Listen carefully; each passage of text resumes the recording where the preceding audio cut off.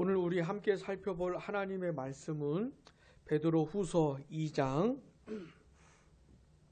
4절부터 6절 상반절까지입니다. 베드로후서 2장 4절부터 6절 상반절까지 우리 천천히 함께 읽겠습니다. 하나님이 범죄한 천사들을 용서하지 아니하시고 지옥에 던져 어두운 구덩이에 두어 심판 때까지 지키게 하셨으며 옛 세상을 용서하지 아니하시고 오직 의를 전파하는 노아와 그 7 식구를 보존하시고 경건하지 아니한 자들의 세상에 홍수를 내리셨으며 소돔과 고모라 성을 멸망하기로 정하여 죄가 되게 하사. 아멘. 지난 시간에는 이 거짓 교사들의 정체와 그들의 결말에 대해서 살펴보았습니다. 사도 베드로가 이 당시 교회 안에서 활동하는 이 거짓 교사들을 드러내고 있는 겁니다. 교회 밖에서 활동하는 게 아니고 교회 안에서 활동을 하는 겁니다. 나름의 어떤 얘기들을 하고 어떤 나름의 어떤 교리들을 전하고 있는 것이에요. 그리고 성도들이 이 교회 안에 있는 사람들이 그런 이야기들 듣고 그들을 쫓아가는 그런 상황인 겁니다. 아주 심각한 상황인 것이죠. 이 교회가 가장 심각한 상황은 어떤 거냐면 잘못된 얘기가 전해질 때가 가장 심각한 겁니다. 하나님의 이 진리의 말씀을 잘못 해석하고 왜곡해서 이해하고 그런 걸 또 가르치고 또 듣고 배우고 이럴 때가 가장 위험한 것이에요. 다른 것보다도. 그래 베드로가 지금 이런 편지를 쓰고 있는 것입니다. 이 거짓 교사들은 멸망하게 될 그 이단을 가만히 끌어들여서 이단 사상을 유포시키는 겁니다. 그리고 이 자기들의 욕심에서 탐심에서 만들어내는 어떤 이야기들을 전하면서 그걸 듣는 영혼들을 자기 먹잇감으로 그들에게서 뭔가를 이렇게 얻어내는 것이에요. 이득을 얻고자 하는 게 목적인 겁니다. 근데 안타까운 건 뭐냐면 바보 같게도 이런 거짓 교사들을 쫓아가는 사람들이 있었다는 것이죠. 오늘 이 2절에 보면 여럿이 많은 수를 말하는 겁니다. 상당히 많은 사람들이 쫓아가고 있는. 근데 베드로가 말해주는 게 뭐냐면 그 거짓 교사들은 반드시 멸망한다. 그리고 거짓 교사들을 쫓아가는 사람들도 멸망한다. 그러니 절대로 그 거짓 교사들을 따라가지 말라고 경고를 하고 있는 것입니다. 근데 이제 오늘 우리가 읽은 본문은 이 사도 베드로가 이 거짓 교사들이 멸망한다는 것을 이 멸망이 얼마나 확실한 것인지를 예를 들어서 설명을 해주고 있는 겁니다. 3가지 예를 드는데 첫 번째는 이 범죄한 천사들의 멸망을 말하는 것이고 두 번째는 노아 시대에 그 경건하지 않았던 사람들이 멸망한 사건, 그리고 세 번째는 소돔과 고모라 성의 멸망 사건. 이 예를 들어서 이런 것처럼 거짓 교사들은 반드시 멸망한다. 이 얘기를 지금 베드로가 하고 있는 겁니다. 자, 첫 번째는 이 범죄한 천사들의 멸망입니다. 본문 4절 다시 한번 같이 읽어보겠습니다. 하나님이 범죄한 천사들을 용서하지 아니하시고 지옥에 던져 어두운 구덩이에 두어 심판 때까지 지키게 하셨으며. 아멘. 여기 보면 범죄한 천사들이 나오는데 우리가 믿고 섬기는 하나님은 창조자이십니다. 원래는 아무것도 없었던 상태였는데 그러니까 우리가 이게 상상이 안 되는 것이에요. 우린 태어날 때부터 이게 다 있었기 때문에 하늘과 땅과 바다와 사람들과 이런 게 다 있는 세상에 태어났기 때문에 이게 없는 게 뭔지를 상상이 안 되는 겁니다. 근데 아무것도 없었던, 이걸 라틴어로 뭐라 그러냐면 엑스 니힐로라 그래요. 우리 한번 권사님 따라해 볼게요. 엑스 니힐로. 이건 굉장히 중요한 라틴어입니다. 이건 굉장히 중요한 말이에요. 그 아무것도 없었던 무의 상태에서 하나님께서 우주 만물을 창조해 내신 겁니다. 자, 그런데 그래서 하나님은 창조자라고 하고 지어진 모든 것들은 피조물이라고 이렇게 말을 하잖아요. 자, 이 만들어진 이 모든 것들의 존재 목적이 뭘까요? 지어진 목적, 만들어진 목적이 뭘까요? 이제 질문한 겁니다. 만드신 분의 영광을 위해 존재하는 겁니다. 이게 가장 근본적인 존재 이유예요. 날 만드신 분, 성경은 그분을 하나님이라고 부릅니다. 자, 1차적으로 내가 왜 하나님의 영광을 위해서 살아야 하는가? 그분이 날 만드셨기 때문에 그런 겁니다. 또 하나는 그분이 날 구원하셨기 때문에, 날 살리셨기 때문에 그 하나님의 영광을 위해서 살아야 하는 것이죠. 근데 나뿐이 아니고 존재하는 모든 것들은 다 하나님의 영광을 위해 존재해야 되는 겁니다. 근데 하나님이 만드신 것들 중에는 우리 눈에 보이는 것들도 있지만 보이지 않는 것들도 있습니다. 그게 바로 천사들이 거기에 해당이 되는 것이죠. 자, 하나님께서 천사들도 하나님이 만드신 겁니다. 그래서 하나님은 창조주시고 천사들은 피조물인 거예요. 인간보다는 훨씬 능력이 탁월합니다. 이 천사들은. 그래도 이 천사들은 피조물인 것이에요. 하나님과 피조물은 무한한 격차가 있는 겁니다. 근데 이 천사에 대해서 성경은 자세하게 말은 하진 않습니다. 우리가 성경을 배우는 아주 중요한 원리가 있는데 그게 뭐냐면 성경이 말하는 데까지만 배우는 것이에요. 존 칼빈 선생님이 가르쳐 준 건데 성경이 가는 데까지만 가고 성경이 멈추는 데서는 멈추는 겁니다. 그 악한 호기심이 호기심이 많은 사람들 있잖아요. 성경이 말을 안 하는 걸 궁금해하는.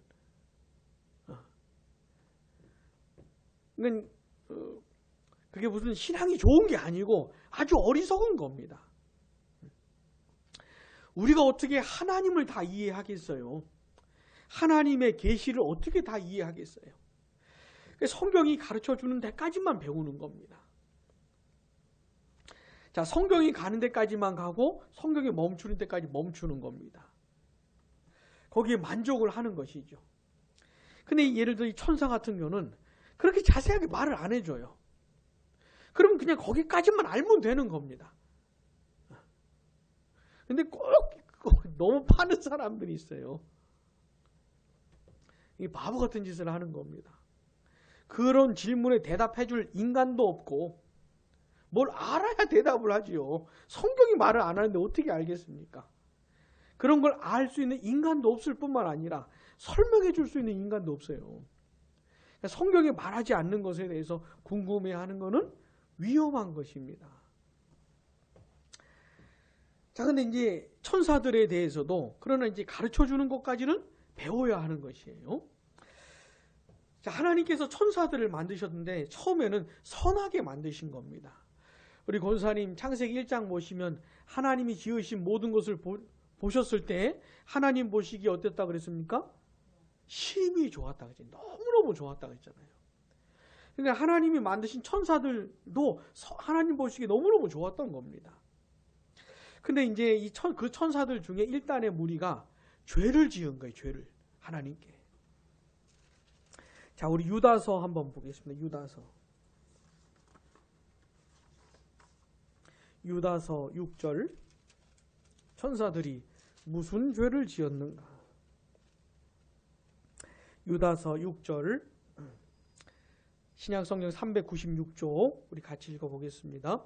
또 자기 지위를 지키지 아니하고 자기 처소를 떠난 천사들을 큰 날의 심판까지 영원한 결박으로 흑암에 가두셨으며 아멘. 여기 보니까 어떤 천사들이 자기 지위를 지키지 않고 자기 처소를 떠났답니다. 그러니까 하나님께서 천사들에게 맡기신 어떤 역할들과 지위들이 있는데 이게 마음에 안 드는 거예요. 천사들이. 마음에 안 드는 겁니다.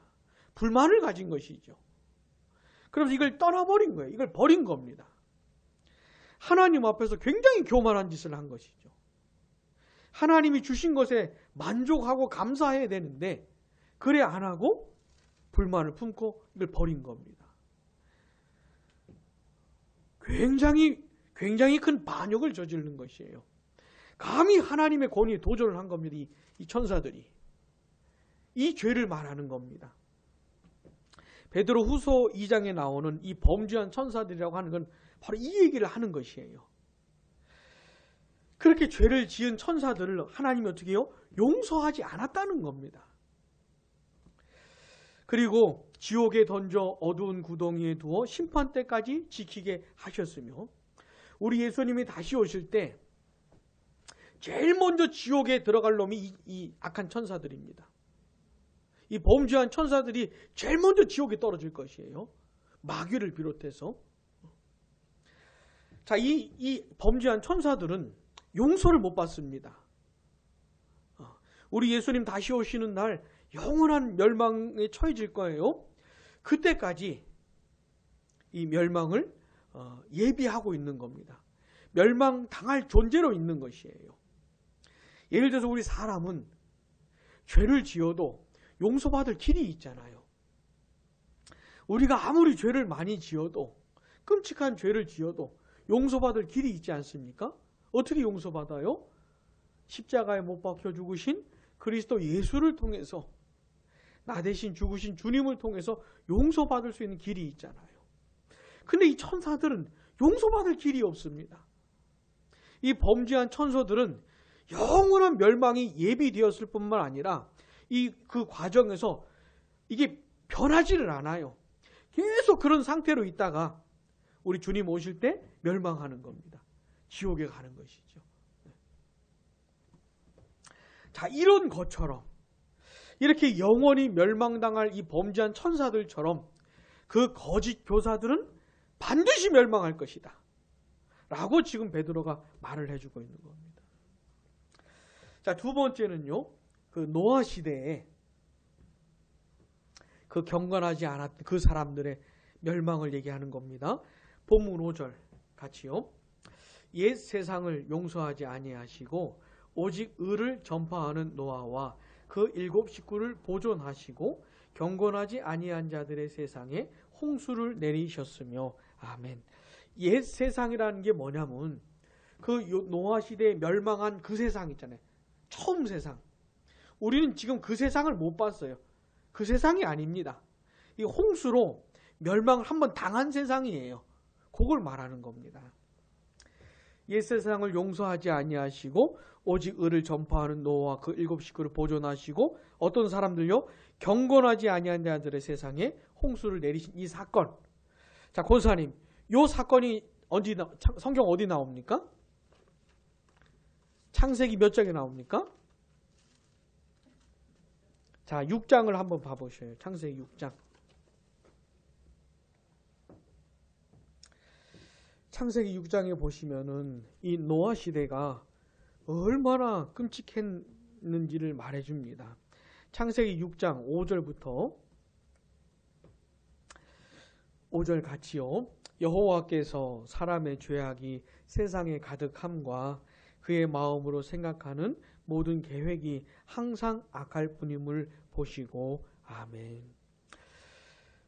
그때 그 세상의 사람들이 그 사람의 죄악으로 세상이 가득했다는 것입니다. 지금도 사람들이 짓는 죄로 세상이 가득하죠. 지금도. 근데 지금보다 더 가득한 것이에요. 우리가 살아가는 지금 이 시절보다 훨씬 더 악했던 시절이 노아 시대입니다. 그냥 세상이 죄로 가득한 것이에요. 죄로 가득했기 때문에 이걸 버릴 수밖에 없는 그런 지경까지 된 겁니다. 사람들이 마음으로 생각하는 게 다 악해요. 언제나 악해요. 항상 악해요. 사람들이 생각하고 꿈꾸고 바라는 게 다 악한, 이게 노아 시절의 세상인 것이에요. 그래서 하나님께서 그 세상을 보시고 6절 같이요. 땅 위에 사람 지으셨음을 한탄하사 마음에 근심하시고.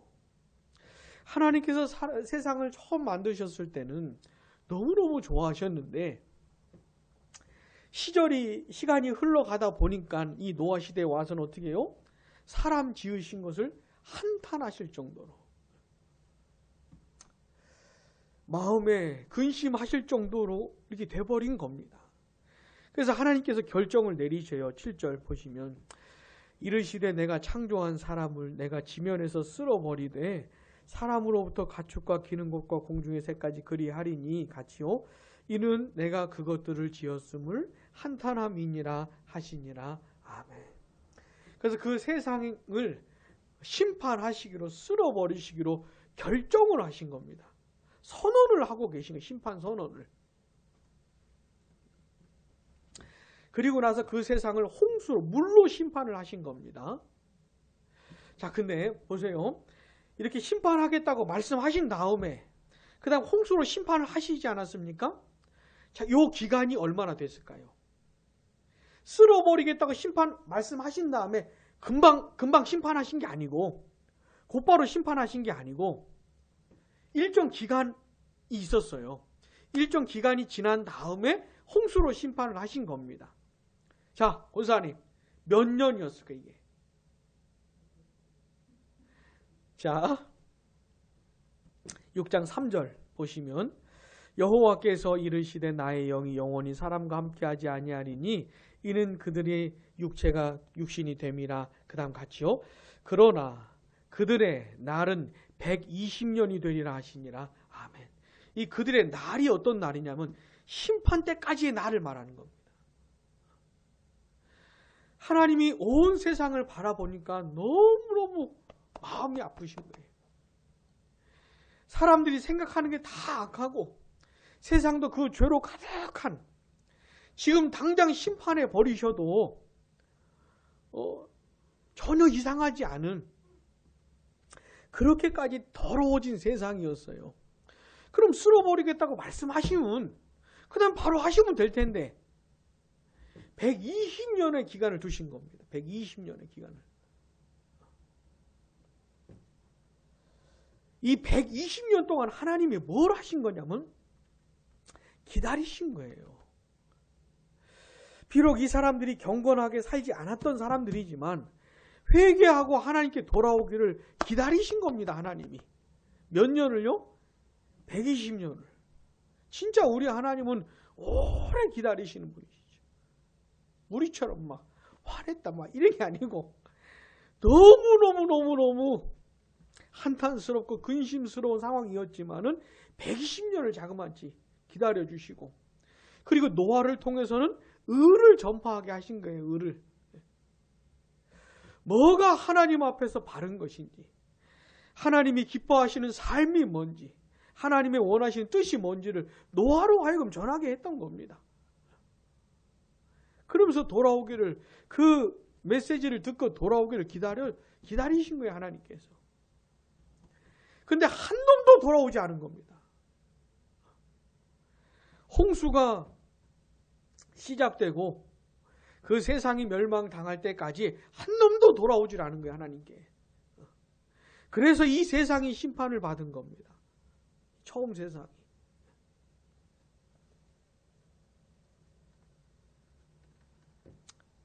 사도 베드로가 이 두 번째 사건 노아 시대 홍수 심판 사건을 예를 들면서 그랬던 것처럼 이 처음 세상이 이렇게 홍수로 심판받아 멸망했던 것처럼 거짓 교사들은 반드시 멸망한다. 지금 이 얘기를 하고 있는 겁니다. 자, 세 번째는 뭐지요? 소돔과 고모라 사건인 소돔과 고모라 사건. 다시 베드로후서 2장 6절 상반절 보시면 소돔과 고모라 성을 멸망하기로 정하여 재가 되게 하사. 이 재는 뭐냐면 잿더미가 됐다는 말입니다. 잿더미가. 자, 소돔과 고모라 심판. 이게 창세기 몇 장에 나올까요?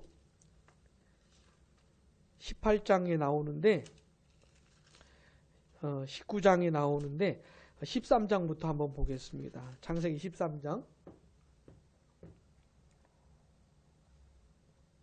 아브라함하고 그 조카 롯이 둘 다 재산이 많아졌어요.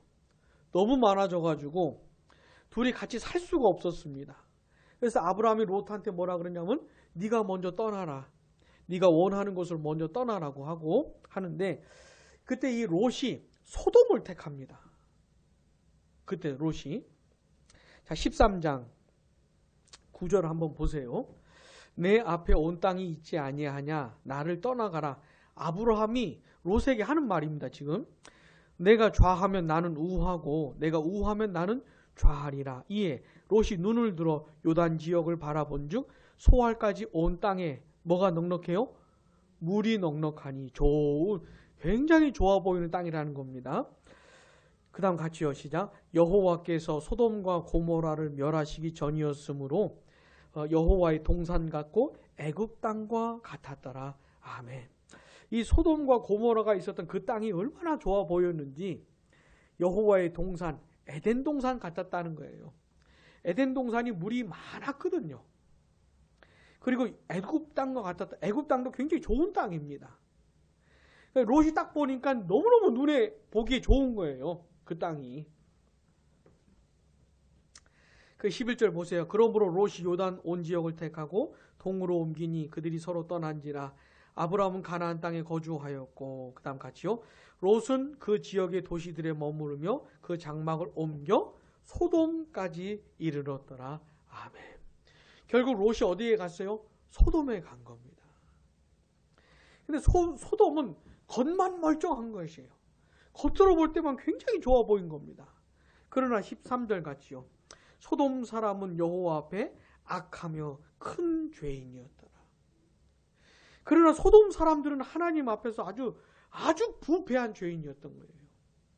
롯이 이걸 모르고 그냥 겉으로 보기에 좋아서 간 것 같아요. 이 소돔까지.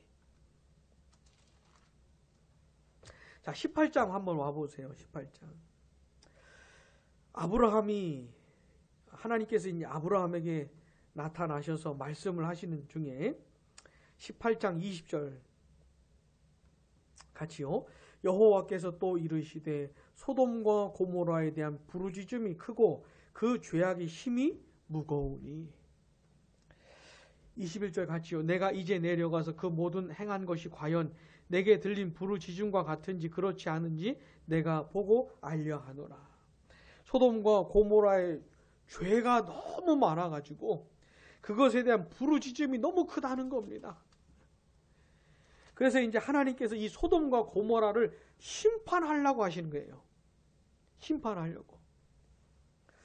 그럼 도대체 이 소돔에 무슨 죄가 있었을까? 뭐가 그렇게 죄가 많았던 건가? 그 한 가지 예를 19장에서 이제 가르쳐 주고 있죠.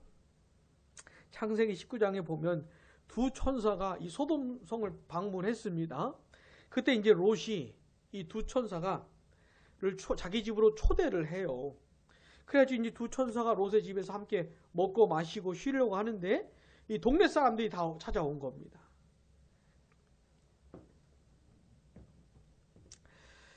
자, 19장 4절 한번 봐보세요. 19장 4절 같이요. 그들이 눕기 전에 그 성사람 곧 소돔 백성들이 노소를 막론하고 원근에서 다 모여 그 집을 애워싸고. 근데 히브리어 성경을 보면 이 롯의 집을 찾아온 이 소돔성 백성들 있잖아요. 이게 다 남자들이에요. 히브리어에는 남자를 가리키는 그 말하고 여자를 가리키는 말이 따로따로입니다. 남자와 여자를 가리켜 쓰는 단어가 따로따로예요. 근데 이게 다 남자들을 말하는 것이에요. 그러니까 롯의 집에 소돔성 남자들이 다 몰려온 겁니다. 5절 보시면 롯을 부르고 그에게 이르되 오늘 밤에 내게 온 사람들이 어디 있느냐 이끌어내라 우리가 그들을 상관하리라. 오늘 밤에 내게 온 사람들, 그 두 천사를 말하는 거잖아요. 그 두 천사가 사람의 모습으로 온 겁니다. 근데 이 표현도 남자들을 말하는 거예요. 이 소돔성 남자들이 롯의 집에 낯선 남자들이 온 걸로 파악을 한 겁니다. 남자들이 그 집에 온 걸로 파악을 한 거예요. 그래가지고 이 집을 와가지고 뭐라 그러냐면 이끌어내라 우리가 그들을 상관하리라. 권사님이 상관한다는 게 무슨 뜻일까요?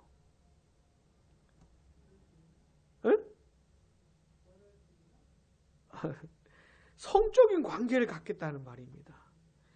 이게 한글 성경이 번역을 할 때 곱게 번역을 한 거예요. 그러니까. 근데 이게 무슨 말이냐면 성적인 관계를 갖겠다는 거예요. 소돔성 남자들이 다 떼거지로 몰려와가지고 롯의 집에 방문한 이 두 남자를 끌어내라는 겁니다. 왜요? 성적인 관계를 가지려고. 그러니까 이 소돔성의 한 가지 죄악이 뭐냐면 동성애였던 것이에요. 동성애였던 것. 완전히 동성애로 미친 도시가 이 소돔성. 한두 놈이 온 게 아니고 소돔성 동네 놈들이 다 온 겁니다. 그러니까 나이 상관없이 남자들이 다 몰려온 것이에요. 그 두 남자하고 성적인 관계를 가지라. 그러니까 이 소돔성이 어떤 도시인지 우리가 가늠할 수 있는 그런 대목인 겁니다. 그래서 이 소돔과 고모라를 하나님께서 더 이상은 기다려줄 수가 없는 것이에요. 그 이제 심판을 하시는 겁니다. 19장, 창세기 19장 23절, 24절 보시면 여호와께서 하늘 곧 여호와께로부터 같이요 유황과 불을 소돔과 고모라에 비같이 내리사 그 성들과 온들과 성에 거주하는 모든 백성과 땅에 난 것을 다 엎어 멸하셨더라. 아멘. 하늘에서 불과 유황이 비처럼 내린 겁니다. 그래서 이 소돔과 고모라 성이 다 불타버린 것이에요. 그 성들과 온들과 성에 거주하는 모든 백성과 땅에 난 것 다 불살라버린 겁니다. 소돔 성과 그 온들과 성에 거주하는 모든 백성들과 땅에 난 것 다 불살라버린 것이에요. 그건 엄청 어마어마한 심판인 것이죠. 무시무시한 불심판인 것이죠. 이 소돔과 고모라.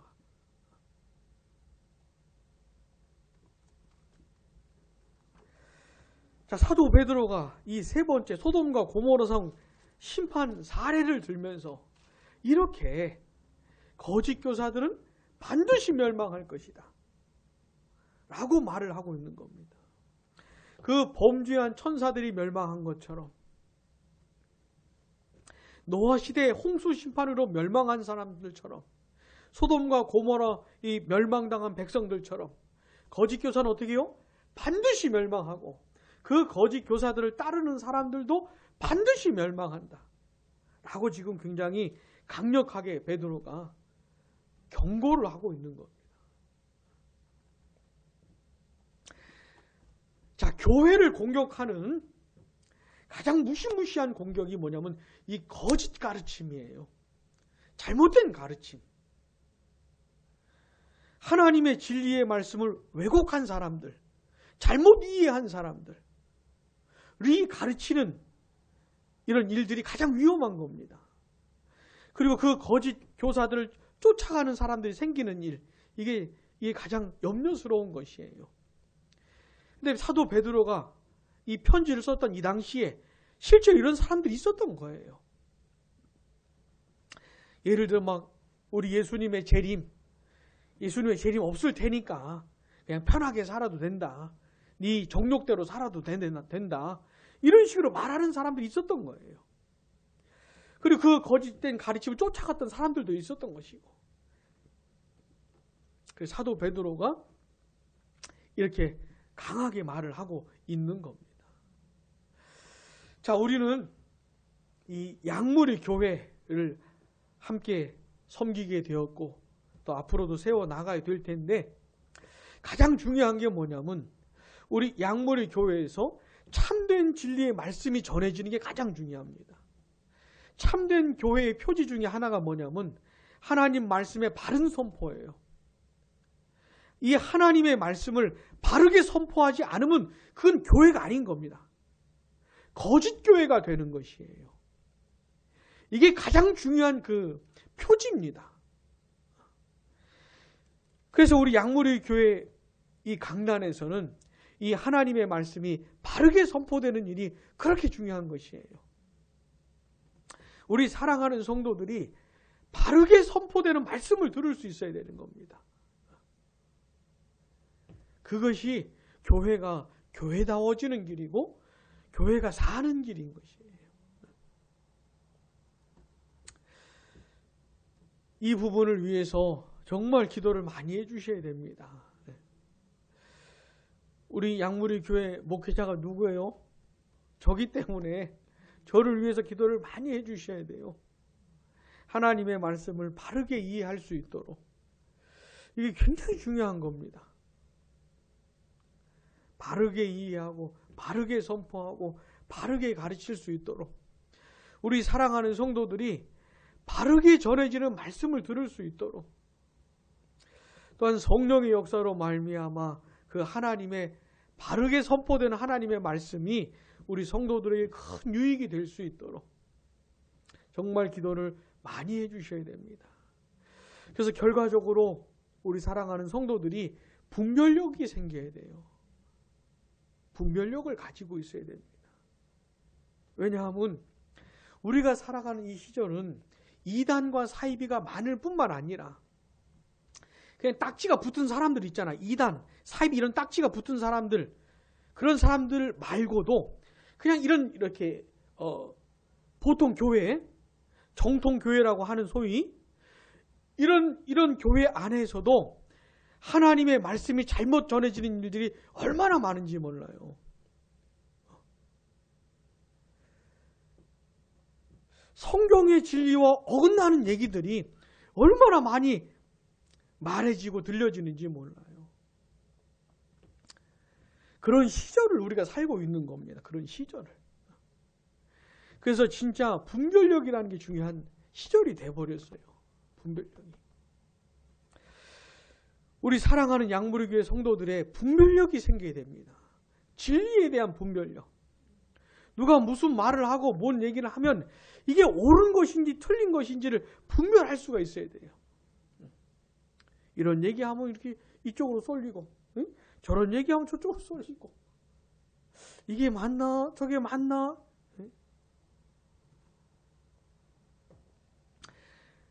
이 부분을 놓고서도 기도를 좀 많이 해주셔야 됩니다. 많이. 오늘 우리는 이 사도 베드로가 이 거짓 교사들이 멸망할 것이 얼마나 확실한지를 세 가지 예를 들어서 말해주고 있는 걸 살펴봤는데, 이 내용을 기억하면서 우리 양무리 교회는 교회다워지는 길로, 교회가 사는 길로 참된 진리를 이해하고 참된 진리를 깨닫고 그 진리의 길로 나아가는 그런 교회가 될 수 있도록 기도해 주시기를 바랍니다. 기도하겠습니다.